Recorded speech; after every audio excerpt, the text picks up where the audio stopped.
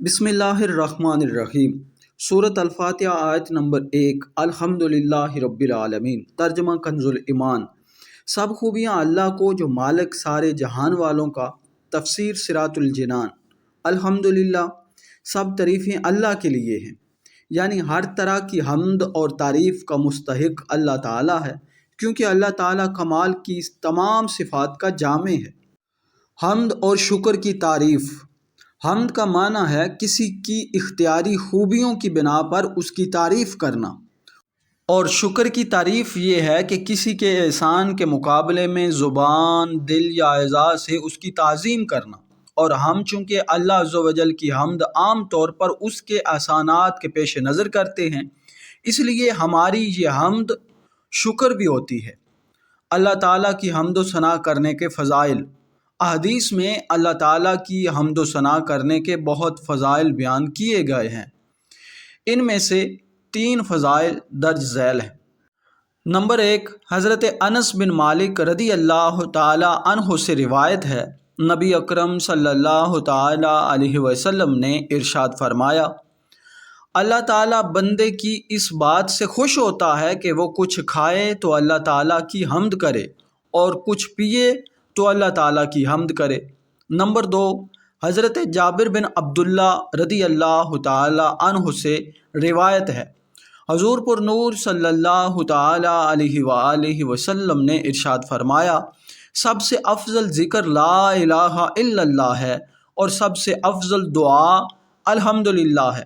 Number 3، حضرت انس بن مالک رضی اللہ تعالیٰ عنہ سے روایت ہے، حضور اقدس صلی اللہ تعالیٰ علیہ وسلم نے ارشاد فرمایا، جب اللہ تعالیٰ اپنے بندے پر کوئی نعمت نازل فرماتا ہے اور وہ نعمت ملنے پر الحمدللہ کہتا ہے، تو یہ حمد اللہ تعالیٰ کے نزدیک اس دی گئی نعمت سے زیادہ افضل ہے۔